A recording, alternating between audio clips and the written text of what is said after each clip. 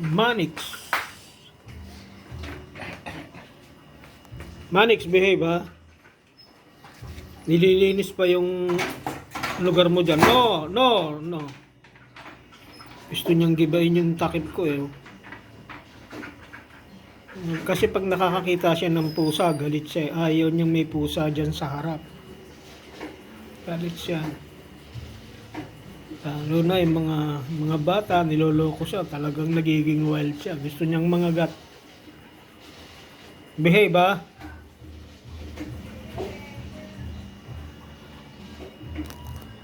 So May 3 years old ka na.